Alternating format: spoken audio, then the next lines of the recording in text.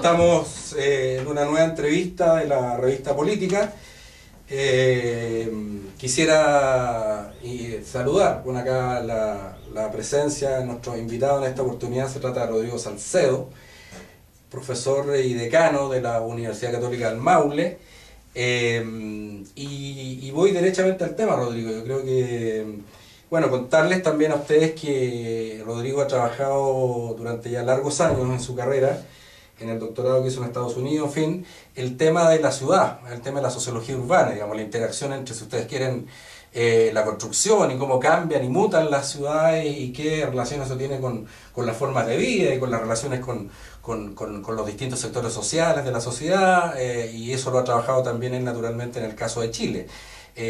Hablando de los malls, hablando de los distintos tipos de construcciones, hablando de los barrios enrejados y cómo la forma de habitar ha venido cambiando en Chile en los últimos años y qué impacto eso ha tenido también en los distintos sectores sociales, digamos. Entonces me parece que es un tema bien interesante, desde mi punto de vista muy novedoso, y es el tema que le propongo a Rodrigo. Entonces, la primera pregunta, Rodrigo, muy genérica, si tú quieres para abrir fuego, es como decir, bueno, ¿qué te motivó a ti a estudiar la ciudad, digamos? ¿Cuál fue tu primera motivación para mirar la ciudad de esa manera? Y de ahí te planteo una pregunta muy genérica para empezar a cortar paño, digamos, que es como decir, bueno, ¿cuáles son como los hitos fundamentales del cambio de Santiago u otras ciudades en los últimos años y cuáles son como los aspectos más interesantes o más dignos de contarle a nuestro público?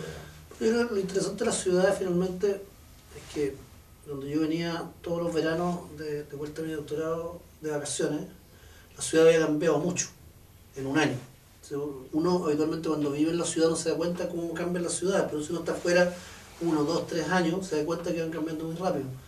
Entonces quizá yo creo que lo interesante del fenómeno de la ciudad es que si uno piensa por ejemplo al revés en las instituciones políticas perduran por muchos años, ¿no? Y hoy día, por ejemplo, nos encontramos en un momento en que el régimen político está siendo cuestionado, pero lleva 20 años.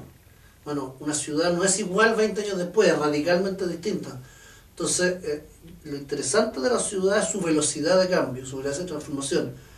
Y que esa velocidad de cambio no siempre es positiva, ni siempre es negativa, sino que pasa por ciclos, porque finalmente la economía urbana lo que necesita es comprar barato y vender caro. Entonces, la economía urbana necesita que un barrio se deteriore, que un barrio esté abandonado, para poder resucitarlo y generar nueva plusvalía en relación a ese mismo suelo.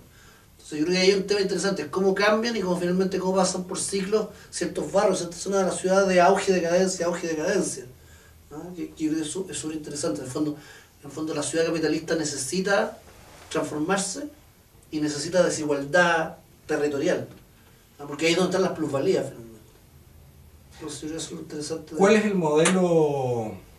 ¿Ha cambiado el modelo de Santiago? Yo sé que tú también conoces Talca, conoces ciudades, digamos, de regiones, pero el modelo de Santiago, tú dirías, digamos, para entrar en el tema, ¿no es cierto?, de cambio y transformación, tú dirías que más allá de lo obvio, hay edificios, está bien, pero ¿tú crees que como modelo de ciudad se producen dos ciudades en una y un cierto sincretismo así? A ver, yo creo que lo interesante es que,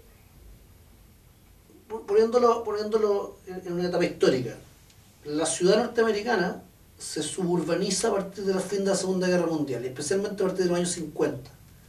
Y esa suburbanización tiene que ver con el auge del automóvil, con una necesidad financiera de crear mano de obra, ¿no? Con una necesidad de diferenciación de gente que quería irse a buscar un lugar fuera de la ciudad tradicional. Y eso pasa en Estados Unidos entre los años con la construcción de carreteras, que es un modelo estatal. O sea, finalmente es Eisenhower el que hace las rutas estatales a comienzos de los 60 en Estados Unidos. Entonces, finalmente, todas esas cosas se conjugan para que Estados Unidos se suburbanice a comienzos de los años 60. Y uno tiene una ciudad que es un centro industrial, ex-centro industrial, con ciertos barrios más tradicionales, y después tiene un cierto vacío, y después viene suburbia con todos sus modelos. Y ese modelo, a partir de los años 80, entra en cuestión. Los hijos del suburbio, los jóvenes, empiezan a encontrar que el suburbio es aburrido, es monótono, no hay infraestructura cultural, y empiezan a volver a la ciudad, ¿no? Y a partir de los años 80 sobre todo en las ciudades grandes como Nueva York, como Chicago, empiezan a volver a la ciudad, ya es un hecho concreto a partir de los 90 y ahora en los 2000, que el suburbio finalmente es atractivo para un tipo de gente, pero no es atractivo para otro tipo de gente, entonces las ciudades se están repoblando, los centros urbanos más densos. Se están repoblando y está llegando gente más joven, con más onda, diseñadores, gente de la nueva economía, están viviendo más en estas zonas más densas de la ciudad. Entonces, ¿qué es lo que pasa en Santiago? Y aquí está el truco interesante. El truco es que Santiago se suburbaniza, empieza a suburbanizarse en forma radical a partir de la construcción de las carreteras interurbanas. O sea, finalmente porque lo que teníamos antes de Santiago hasta los años 80 probablemente, más que suburbanización era colonización de los bordes. O sea, primero estaba Plaza Italia, después viene Pedro Valdivia, después viene el barrio El Golf, después viene el barrio donde estaba la Pumanque, pero se va colonizando como un borde. No hay una irse a la lejanía, irse al campo prácticamente. Ese modelo parte probablemente con Santa María Manquehue, en Santa María de los 80, pero el modelo más formalizado es Huechuraba en los 90 y ya Chicureo también en los 90, que son cosas que están más lejos, gente que se da parcelas de agrado en Buin, en Paine, etc. Entonces ese proceso ocurre en Chile por las mismas razones que ocurre en Estados Unidos. Ocurre porque aumenta el ingreso per cápita, porque aumenta el automóvil, porque hay el automóvil se masifica, porque hay una decisión de los gobiernos de hacer carreteras para generar mano de obra, etc. Entonces se produce por las mismas razones que Estados Unidos en cierto momento que aparece esta ciudad dispersa, difusa. Pero ¿cuál es la diferencia? La diferencia es que esta ciudad difusa en Chile aparece en un momento en que en el mundo esa ciudad difusa ya no está de moda, ¿no? Tardíamente. Aparece muy tarde. Entonces, ¿qué es lo que ocurre?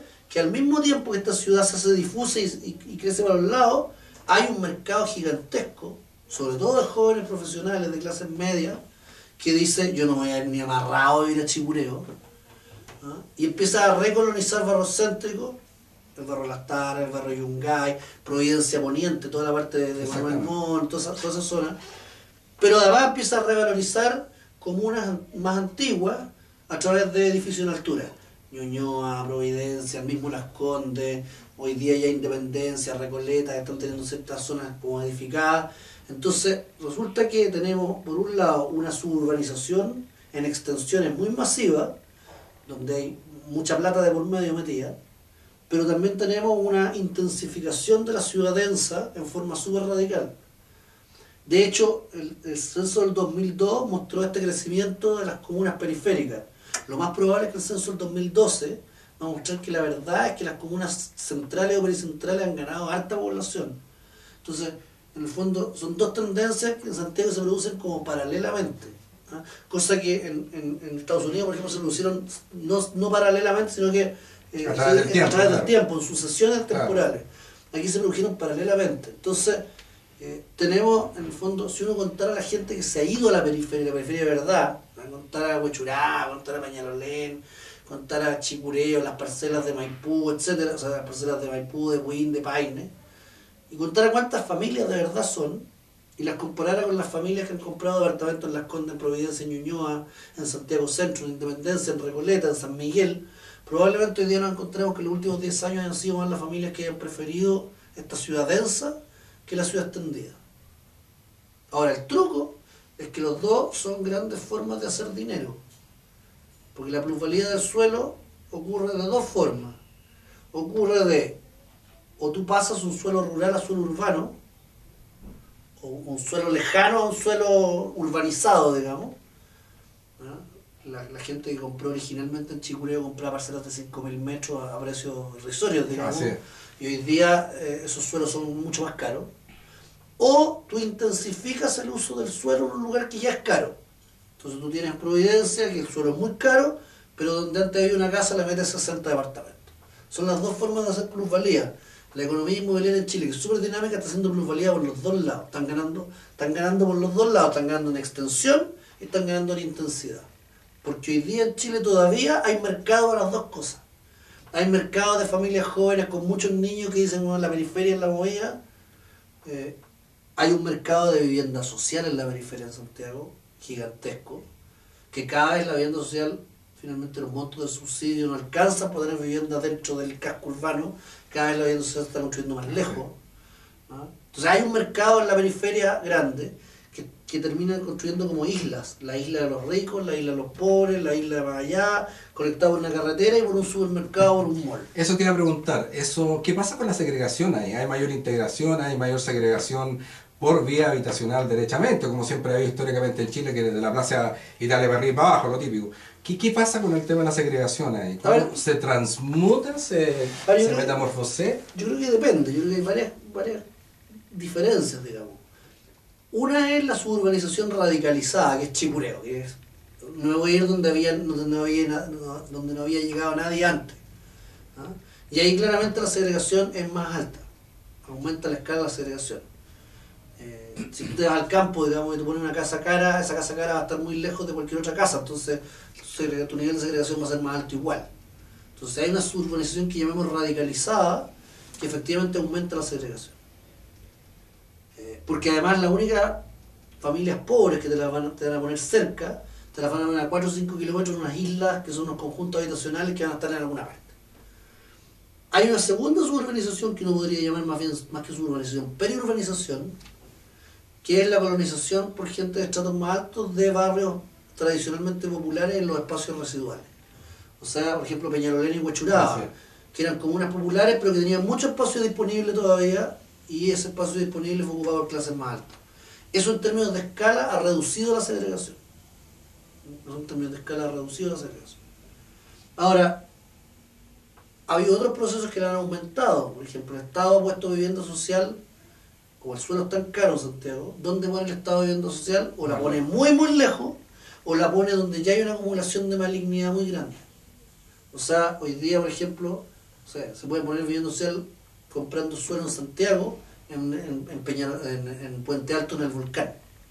Ahí el Estado tendría plata para poner otro conjunto habitacional más, porque el suelo es muy barato, porque finalmente ya hay niveles de malignidad, delincuencia, de drogas muy altos, entonces el suelo baja de precio. Entonces, es bien interesante porque si bien para algunos pobres históricos, como los que vivían en Peñalolén, en Huechuraba, en Pudahuel, la ciudad moderna se les ha acercado y se les ha hecho menos segregada, finalmente para otros pobres, sobre todo los pobres más jóvenes que están buscando vivienda hoy día, esos están más segregados que antes porque están siendo expulsados a la periferia muy radicalizada o en estos bolsones de pobreza, básicamente el que está en el triángulo La Pintana, Puente Alto, San Bernardo, y los que están más arriba en Renca, Quinta Normal, Cerro Navia. Entonces es bien loca la distribución de la segregación, ¿ya? Yo creo que si uno piensa hace 40 años, todos los pobres estaban igualmente segregados a una cierta escala. Hoy día hay pobres que están muy poco segregados y pobres que están muy segregados. Y eso ha cambiado, pensando por ejemplo que, no sé, en el censo del 92, que fue como el pic, más del 80-85% de la BC1 vivía en 6 comunas. Exactamente. Hoy día eso ha bajado, están como en 65%. Hoy día hay gente de altos ingresos que vive en Peñalolén, en Huechuraba, incluso en Maipú, en Colina, en otras comunas también. Ahora, esa habitar, digamos, de sectores más acomodados que se ha desperdigado, se ha desparramado un tanto más, ¿qué tipo de interacción se genera ahí con la gente de menor ingreso? Ellos son los que van a trabajar a sus casas. ¿Hay ahí en esa interacción algo interesante de notar o es una segregación simplemente de servicio? Digamos, a gente le sirve a aquellos que tienen más ingresos. A ver, mira, yo creo que ahí el truco, y ese es el gran debate, uno de los grandes debates de la sociología urbana en Chile, el truco es cómo tú defines integración. Integración se puede definir de muchas maneras. O sea, tú podrías decir que el niñito que trabaja para la Nike por $1 diario en la India está integrado al sistema global mundial. Y si no estuviera trabajando para la Nike en la India, no ganaría el $1 diario. Entonces está mejor que como estaría si no trabajara para Nike. Entonces hay una integración como funcional al sistema. Hay otra integración que es ser, que uno podría llamar al territorio, ser reconocido por el otro como un vecino válido. O sea, yo digo, sí, él es mi vecino. Y hay una tercera integración que es como la más comunitaria, que es podemos llegar a ser amigos. Entonces la pregunta es, bueno, ¿qué tipo de integración estamos buscando y cuál es la que sirve, entre comillas? ¿Hay un tipo ideal o hay una integración de facto que se da de todas maneras? El punto es, si uno mira, por ejemplo, hoy día, las posibilidades de empleo, de obtener mejores servicios, de obtener mejores colegios, de obtener mejores consultorios, son más altas en comunas donde los ricos están más cerca. O sea, los estándares de vida del pobre de Peñalolén, con los mismos ingresos, son mejores que los estándares de vida que el pobre de Cerro Navia. Los afortunados pobres de Las Condes, ser pobre en Las Condes como ser pobre en Noruega. O sea, yo prefiero ser pobre en Noruega y en Zimbabue. ¿Ah? Entonces, pensemos que cada comuna fuera un país. Sí, sí, sí. Bueno, Las Condes es Noruega. Entonces, ese pobre en Noruega tiene una serie de beneficios que no tiene el pobre de Zimbabue. Tiene mejores colegios, tiene mejores consultorios, tiene unos conjuntos habitacionales que la municipalidad se preocupa de que no se vean feos para que no afeen el entorno. Exactamente. Tiene mucho mejor seguridad. Entonces, efectivamente, en términos funcionales, en aquellas comunas en que se ha reducido la segregación y hay más mezcla social, en términos funcionales, esos pobres han ganado. Han ganado todas estas cosas de servicios que decíamos, pero han ganado también empleo. Entonces uno dice, claro, que son empleos de empleado doméstico y de jardinero. Bueno, pero es que antes eso también era jardinero, también era empleado doméstico, tenía que manejar andar una hora en micro para llegar a su empleo. Hoy día camina. Nosotros algunos años atrás hicimos un estudio de cómo impactaba tu localización y agarramos un conjunto habitacional de vivienda social en Las Condes y otro en Puente Alto. Y claro, la diferencia es que si bien ganan lo mismo, el principal ganador de dinero del hogar, ese tipo en Las Condes se demora 15 minutos en llegar a su pega y en Puente Alto se demora 1 hora 40. Y aquí viene lo interesante, en el caso de la gente de Las Condes, más de la mitad de las mujeres trabajaba porque pudieron trabajo part-time, porque finalmente la pega le quedaba al lado. Entonces podían ser lavaderas, cocineras, empleada doméstica un día. Entonces el ingreso total del hogar en Las Condes era mucho más alto, porque tú tenías más oportunidades, más de dónde dejar a los niños que en el jardín infantil municipal. Exactamente. Entonces hay una cosa funcional súper interesante. Si tú vas a la cosa más simbólica, ¿te reconozco como mi vecino? La respuesta habitual es no. De hecho, nosotros hemos hecho varios estudios para la gente pobre que vive en las poblaciones que rodean a los barrios cerrados de Peñalolén. Su barrio incluye los barrios cerrados. Para la gente de los barrios cerrados, su barrio no incluye la población. Incluso la ven con desdén. La ven con desprecio. Con desprecio. Bueno, pero ¿cuál es el truco? Esa situación cambia cuando hay un enemigo en común. La planta de gas, la cárcel, la antena celular, porque ahí la gente va a ingresos, se da cuenta que los otros son más. Y pueden presionar. Entonces, cuando fue el tema de la planta de gas en Peñalolén, andaban todos muy juntitos de la mano con los mismos carteles. Entonces, esta presencia de un enemigo en común finalmente hace que la gente que vive en el territorio tenga que unirse en cierta forma. Y la integración comunitaria no existe. Pero la pregunta es que uno que tendría que hacerse es, ¿existía antes en el modelo de ciudad tradicional cuando uno vivía en el barrio alto y el otro vivía al lado? No. Más segregado. Y es más, yo tengo una pregunta. Si vivieran los pobres al lado de los ricos, sin rejas, sin barro cerrado, ¿serían amigos? Tampoco serían amigos, porque tampoco tienen nada que hablar de hábitos de clase, hay un montón de diferencias. Entonces, no le echemos la culpa al modelo de ciudad que no haya integración comunitaria, sino que echemos la culpa que tenemos un modelo de sociedad desigual que genera diferencias tan grandes que no tienen nada que hablar.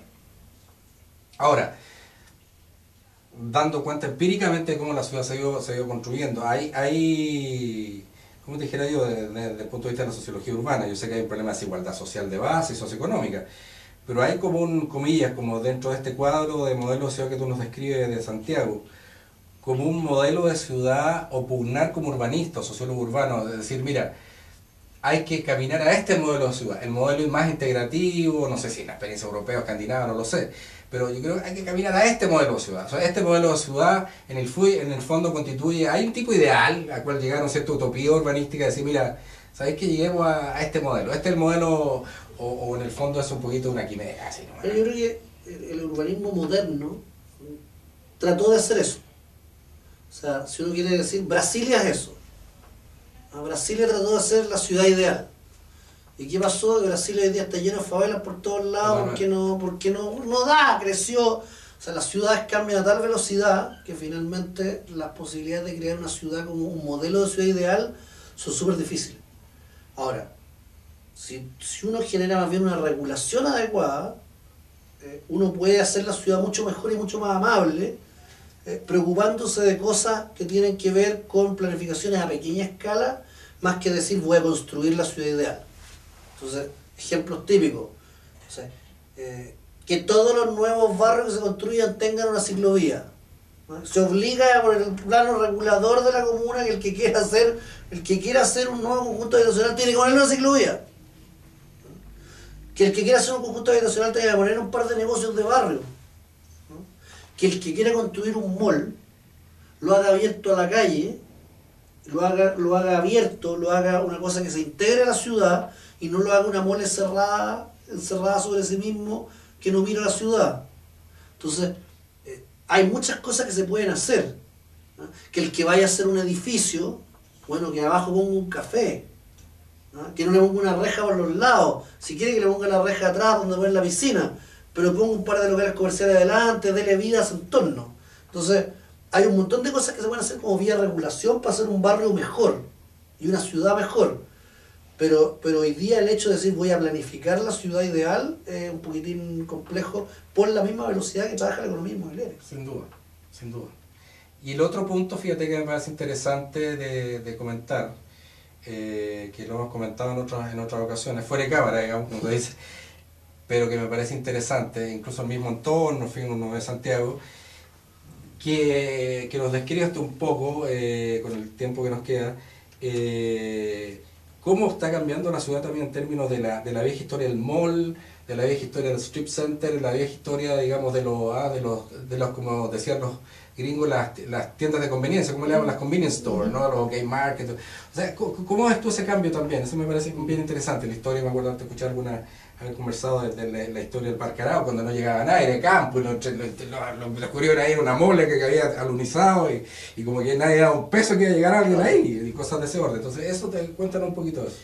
A ver, yo creo que hay un par de temas que son interesantes en una vuelta. Lo primero es que el aumento del ingreso per cápita produce dos cosas. Produce que las tipologías de centros comerciales sean cada vez más diferenciadas. O sea, en el siglo XIX en Chile había ferias libres y comercio establecido de muy pequeña escala. A fines del siglo XIX y del siglo XX llegan las multitiendas, ¿no? Llega las multitiendas al centro de Santiago. Así es. Gatti Chávez, el mismo Falabella, el mismo Almacenes París. Bueno, en los años 40 o 50 ya empiezan a aparecer ciertos tipos de prototipos de centros comerciales, pequeñitos. En los 50 y 60, desde comienzo de los 60, fines de los 50 y comienzo de los 60, llega el supermercado. Entre los 60, todos los fines de los 60, más todos los años 70, aparece un centro comercial más grande que podríamos llamar el protomall, ¿no? Los caracoles, las cosas más abiertas como los cobres de Vitacura, como el pueblo inglés, que son más abiertos a la ciudad. O sea, uno podría trazar esa historia desde el drugstore, por ejemplo, hasta el Omnium, o hasta el pueblo inglés, que son de los 81, 82. Y en el 82 aparece el mall, ¿no? Ahora, lo interesante es que la llegada de cada uno de estos bichos nuevos no hace que los otros desaparezcan. O sea, a medida que el ingreso per cápita aumenta, hay espacio para cada vez más cosas. En el 82 llega el mall tradicional, los strip centers no llegan hasta los 90, ¿no? Y el mall no desapareció y llegaron los strip centers. Entonces hay primero una complejización de la trama comercial, cada vez más compleja porque las cosas se van superponiendo unas a otras. Y lo segundo que hace el aumento del ingreso per cápita es que el número de familias necesarias para justificar una determinada inversión se reduce. O sea, cuando se hace Parque Arauco en el 82, vas a hacer en el medio de la crisis económica, como dicen, no entraba nadie, no, sí, porque ese mall requería que entrara toda la BC1 a comprar. Bueno, hoy día un mall se financia con muchísimo menos familias, ¿no? Financiadas esa inversión. Entonces son los dos primeros procesos interesantes. Ahora, si ya nos vamos al mall mismo, ¿no? Yo creo que hay un segundo fenómeno interesante, es que el mall nace en Chile como una copia del modelo suburbano, del mall norteamericano suburbano. De hecho, si uno mira una foto del primer mall, que es del año 57, que está en un suburbio de Minnesota, de Minneapolis, y mira el Parque Arauco, son reaparecidos. Entonces el mall llega a ser una copia del mall suburbano norteamericano, pero llega 25 años después. Y segundo, no llega a un suburbio. Parque Arauco y después Plaza Vespucio, que son de los más nuevos, finalmente no llegan al suburbio norteamericano de lejos, lejos, lejos, sino que llegan a lugares que ya de los años 60, la zona de Parque Arauco ya de los años 60 estaba muy urbanizada.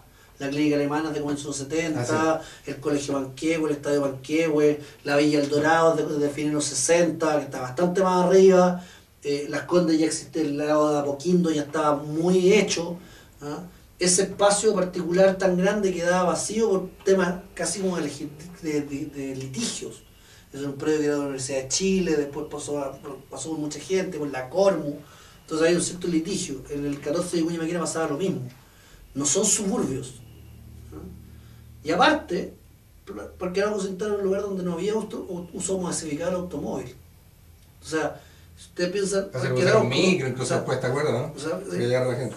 El punto de la imagen perfecta es Parque Arauco se inaugura un año después que ese famoso comercial de comienzo de los 80 del compra de un auto perico con Charín y la Delfina Guzmán, en que, bueno, me tocó verlo el otro día, en que Charín toca el timbre de una casa que es radicalmente ABC1.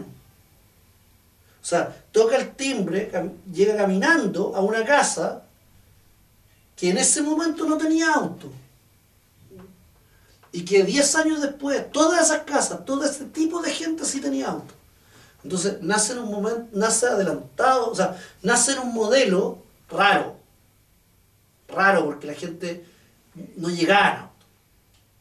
Entonces, ¿qué es lo que ocurre? Bueno, durante los 80 y los 90 todos esos malls en Estados Unidos empiezan a quebrar. Porque mucha gente vuelve a la ciudad, porque se aburren de la homogeneidad del mall y se empiezan a explorar como nuevos formatos.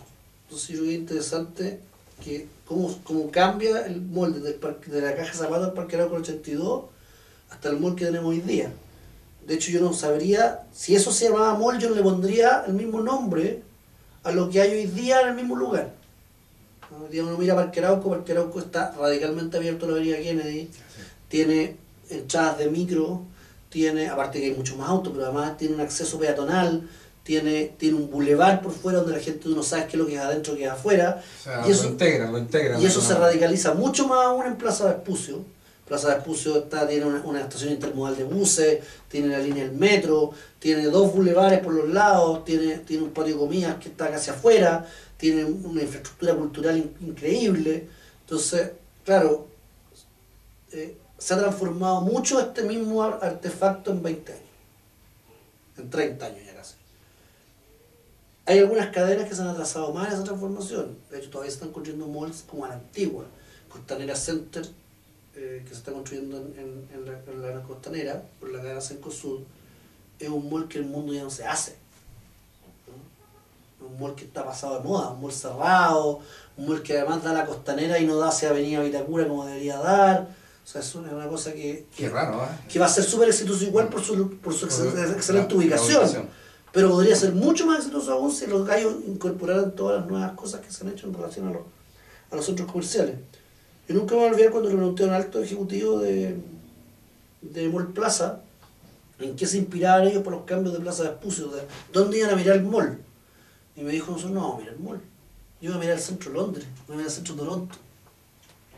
O sea, yo la verdad es que el mall es un artefacto pasado de moda. Yo construyo ciudad. ¿No? Finalmente, además hay una segunda confusión. Los malls no venden nada. O sea, el negocio del dueño del mall no es vender nada. El negocio del dueño del mall es proveer un espacio tan atractivo que alguien quiera pagarle un arriendo por tener un local ahí. ¿No? Ese es el negocio del mall. Así es. O sea, el negocio del mall, bueno, hay una memoria de Plaza Vespucio del año, no me acuerdo qué año, dice clarito. Nuestro negocio es proveer espacios públicos de calidad para la ciudad. Entonces, si ese es el negocio finalmente, yo creo que es interesante que hoy día es una cosa mucho más simbiótica entre la ciudad y el mall, ¿no? Antes uno podía reconocer claramente que ahí estaba esa caja de zapatos cerrada. Hoy día, si uno va, por ejemplo, a la parte de la Alameda, donde está la estación central, donde está el mall Plaza Alameda, donde está el mismo mall de la estación, donde está la calle Meix, donde está, bueno, hay una cosa comercial gigante, tú no podrías decir cuándo estás en un mall y cuándo no estás en un mall, ¿no? Finalmente, claro, la ciudad, está metido en la ciudad. finalmente la ciudad ha aprendido mucho del mall. La ciudad misma le ha metido guardias privados, le ha metido seguridad, hay ciertas calles que hoy día tienen baños, por ejemplo, para hacerlo más confortable, han mejorado el mobiliario urbano, y al revés, el mall ha aprendido de la ciudad también. Se ha abierto, ha descubierto que en realidad no puede andar hinchando las pelotas por cada cosa que hace un cabro chico, entonces es mucho menos restrictivo que antes. Entonces hoy día el mall es una simbiosis de lo que es lo urbano, ¿no? Entonces nosotros, yo lo último que en algún momento planteamos, con un trabajo que se hizo hace poco, es que hoy día un mall no compite con otro mall. Hoy día un sistema comercial compite con otro sistema comercial. Entonces, ¿qué es un sistema comercial? Por ejemplo, uno piensa Alameda de abajo, está Estación Central, con todo ese pseudo-mall que tiene adentro, el Plaza Alameda, la calle Meix, todo el comercio informal que hay alrededor de toda esa zona. Eso es un polo de atracción comercial. Y ese polo de atracción comercial compite con otros polos de atracción comercial en la ciudad, como el 14 de Viña Maquena, donde hay dos malls, Plaza Vespucio y Florida Center, donde hay una feria artesanal muy grande, el Paseo del Cabildo, donde hay una feria libre más o menos cerca, donde hay comercio tradicional por sobre la avenida de Viña Maquena. Yo creo que es súper relevante, por ejemplo, cuando los adolescentes que nosotros entrevistamos en Plaza Vespucio, ellos nunca se refirieron a que iban al mall. Para ellos dicen, yo voy al 14. Y ir al 14 significa que pueden salir a tomarse un helado afuera, a comprarse un aro a la feria artesanal, volver al mall. Era lo mismo, todo el conjunto, es digamos, el no era el conjunto. Entonces yo creo que finalmente hoy día el aumento per cápita del nivel de ingreso de la población ha hecho que se complejice cada vez más y que tenga una ciudad que es cada vez más híbrida, finalmente. Quizás lo único que queda como este enclave cerrado más modernista, si se quiere, hoy día es el supermercado. Claro. Que es lo que más va quedando. Si uno mira las tiendas, las multitiendas, las que no están dentro de los malls, Falabella, Ripley, o Almacenes París, en el centro, son parte más del paisaje de la calle del centro. Exactamente. Así como fueron las galerías del siglo XIX, o sea, se va integrando en una cosa mucho más híbrida.